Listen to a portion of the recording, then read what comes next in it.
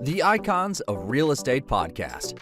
Are you ready to learn the proven money-making secrets from top-producing icon agents? Ready to skyrocket your business? This podcast is for you. Tune in every week and find out how to implement proven strategies to 10 times your business. From $3 million to $30 million in just 12 months. Brought to you by the Masters in Real Estate Marketing, Ardor SEO.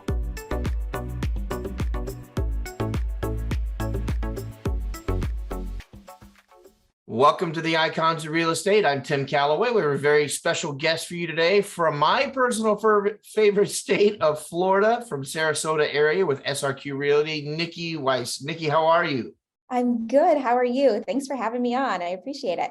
Yeah, thank you so much for taking the time out. I'm going to go ahead and ask you, Nikki, what I ask everybody else. I'm not going to let you off the hook on this one. Were you the small child of 5 years old, tugging on your parents' pant leg, begging for them to show you how to be a realtor when you get older? Or were you like the rest of us where we kind of fell back into it? No, I actually started out my industry in corporate sales and financial advising. So Okay. no, I was not in that role. It just kind of happened. I like the process of buying and selling a home. Marketing's my college degree, so like that process of advertising. But I found just a fulfilling love with a never-ending changing day. Nothing's ever the same. No transactions ever the same. Even after 500 plus transactions, they're all different. So, right.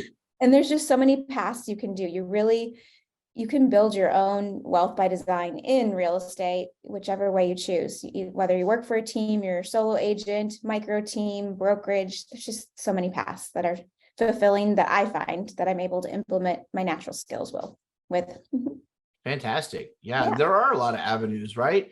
I mean, you can invest, you can represent, you can just sell, you can recruit. I mean, there's just so many avenues inside of a well-built machine, which, we could talk about as well, your office there. So we know now about, kind of how you got into the business. Let's talk about today. SRQ, are you a solopreneur? Are you on a team? How does that look and how does that operate? So I own an office and a team. I'm not my own brokerage. I'm with a separate brokerage that I hang my license with.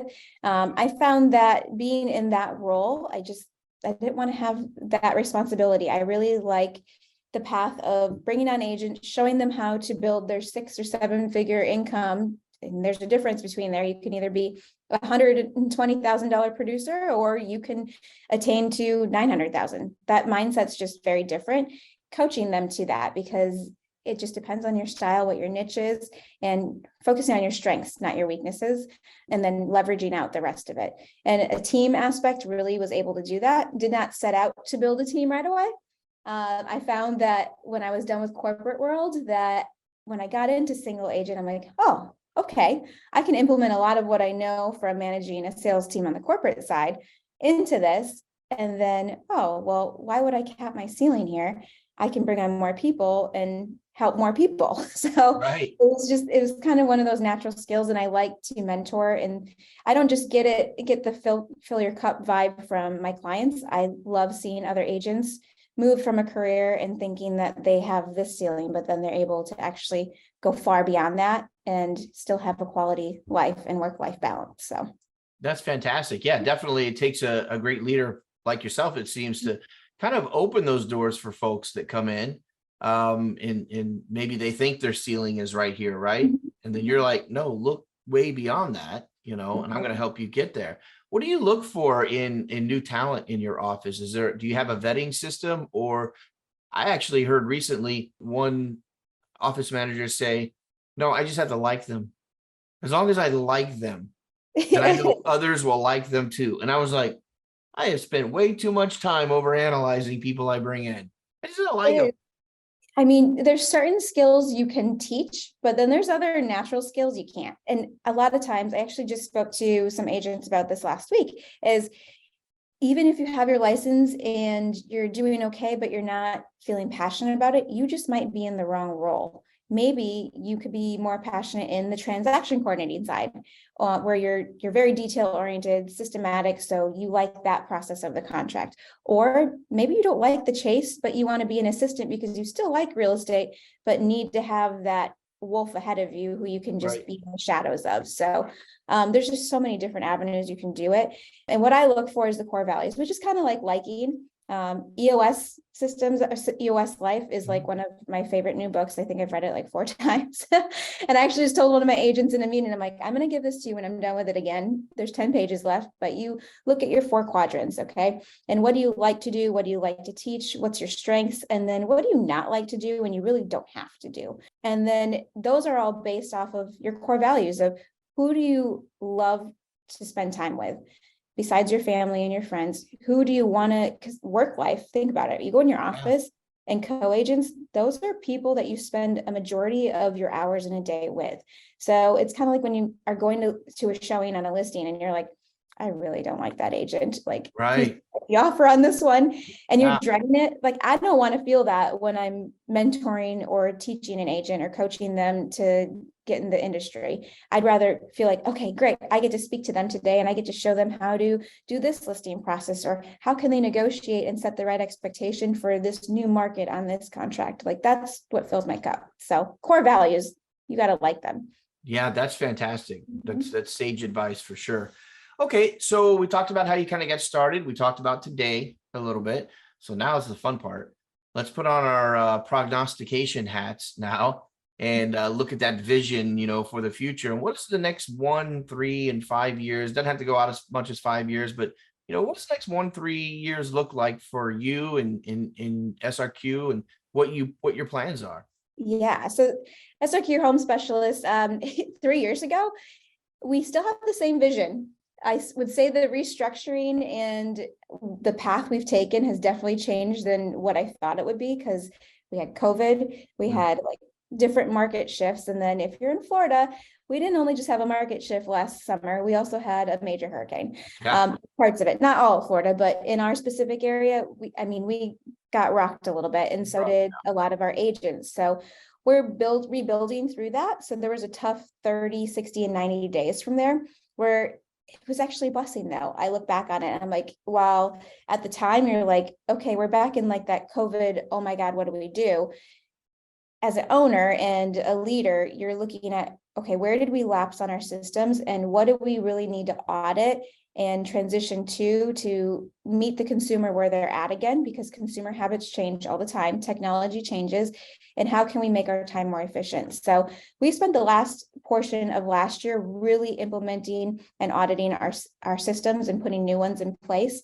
So now going forward, I've built this last year a micro team for myself, where I have an assistant, and actually just bringing on another assistant so that I can still do production. I feel like if I'm in the ring with my agents, I can really help them grow their business than being an outsider. Because if you're not in the ring with them, you don't know what the changing market is. You don't know what the new conversations are and how you need to prep and basically make them the SEAL team, So that portion of it is good. And then in the next year from now, I want to have an expansion team in Wisconsin up and running. That's where I'm from.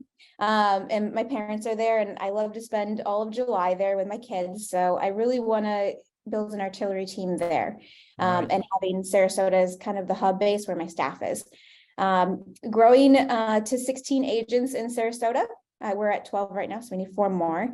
And then growing their businesses. There's a couple top agents on my team that they're capped out on their time. So hiring them an assistant now, and then also getting back into finding a buyer's agent for them, probably, so that they can have another passive income. And then 3 and 5 years. So I know what the vision is I want to be the CEO, not really much in production anymore, just doing my referrals and things. I just like that portion of it. So I'll never be out of production. I'm going to be that 80-year-old that's like, when I was back in the day, I'm gonna be that one doing it. So in Wisconsin, all the way to school, you could at least get up and take out. Yeah, I'm just kidding. Exactly. But that's the fun of real estate, is I don't ever have to retire because I love it. I can live off of my retirement, but also have this fun income because the youngins will keep me young, and just building a business that even if my kids don't want it, that I could step away from it and it still run on its own and give me this wonderful wealth by design and still Nice. mentor and coach. So 5 years down the road, I want to be coaching and mentoring other agents full time, not just here, but probably having about 20 clients where I'm able to help them build that SEAL team and work on their systems, because that's where I really thrive, is scripts, systems, and where you need to implement and find that staff or another agent to free up your time. That's fantastic. Yeah. Now I have to put the brakes on, not for any other reason other than to ask, what part of Wisconsin are you from? Fond du Lac, Green Lake Fond area. du Lac. Okay. Yeah. Yep. I went to high school in Cedarburg. Right. Oh my gosh. Okay. Yeah. Right north of Milwaukee, about 30 miles on the lake. Yeah. Yeah. So as soon as you said Cedarburg, I was like, or as soon as you said Wisconsin, I was like, wow. Okay. That's funny. Yeah. You can take the girl to Wisconsin, but you can't take her out of there. Yeah. I definitely, Wisconsin, for those who don't know, and, people who listen and don't know, definitely, you have to love the way of life, to tolerate the winters and, and just, there's a different brand of people, of course. I loved it. When I look back on, I moved every 2 years of my life. And when I look at that, that's probably the most, I don't know, almost surreal, nice, quiet time, because I always moved to big cities after that. So yeah, core values. That's what I believe. The lake life, core values. I mean, the beach is great and it's fabulous because I don't have to freeze up there. Right. Summer and lake life, my kids have amazing memories there, and I hope that we just continue doing that throughout our life. Yeah. People ask me where I learned to water ski. It's so funny. People ask me where I learned to water ski. Of course, I'm in Florida, right? And so I'm like, Wisconsin. And they're like, what? Yep. You learn to ice fish there? It's just a different personality. I mean, Midwest nice. I don't know. Yeah, Midwest nice. It's wonderful. I want to take my wife. I haven't taken my wife. My kids are all grown. Of course, I'm in my son's home. But I've never taken my wife. I've never taken my kids to visit. And we're just kind of due at that time. We're in that pre-grandkid phase. I'd love to everybody go up and just see a different way of life. There've been other places. We just haven't gone there. So I'll jump off that bandwagon now because it's about you. Let me know when you want to, because there's rentals up in Green Lake that are fabulous. So awesome. I will be contacting you. So we're kind of winding down here. So I did want to know, go ahead and extol the greatness of the Sarasota area. Tell us about Sarasota. I'm sure there's not a carpet you haven't looked under, a building you haven't been in. Talk about Sarasota a little bit.